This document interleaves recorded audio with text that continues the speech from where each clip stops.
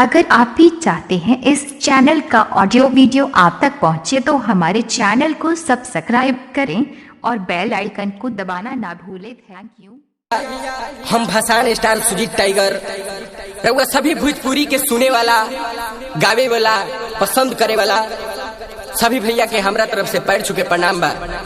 आए भैया, इन नवरात्र के पावन महीना में हमरा तरफ से फिर से एगो सुपर हिट भसान सॉन्ग रउआ लोग के खातिर ले आइल बानी। रउआ लोग एक बार जरूर सुने, हमरा के आशीर्वाद दे।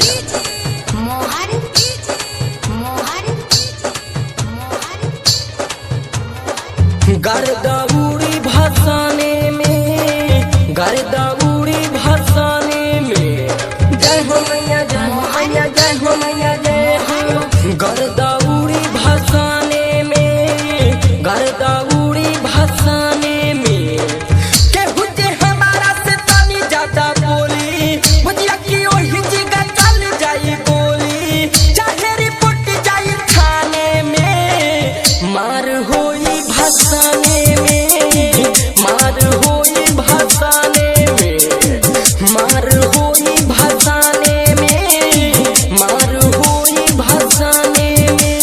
जय हो मैया, जय हो मैया, जय हो मैया, जय हो, जय हो मैया, जय हो मैया, जय हो मैया, जय हो। तन में भगती जागल बाई सन, निकले माँ के जयकारा हो, निकले माँ के जयकारा हो।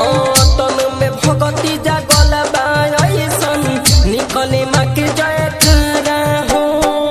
माथे पर चंदन टीका लगैनी, चली न के करू चारा हो, चली न के करू चारा हो।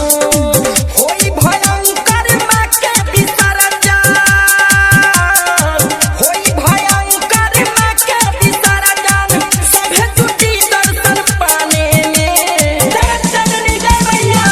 गर्दौड़ी भसाने में, गर्दौड़ी भसाने में, गर्दौड़ी भसाने में, गर्दौड़ी भसाने में।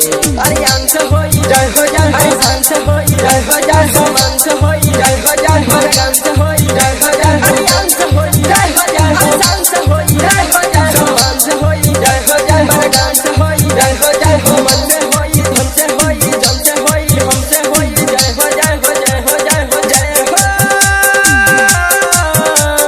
जय मैया, जय मैया, जय मैया, जय मैया, जय मैया, जय मैया, जय मैया, जय मैया, जय मैया, जय मैया।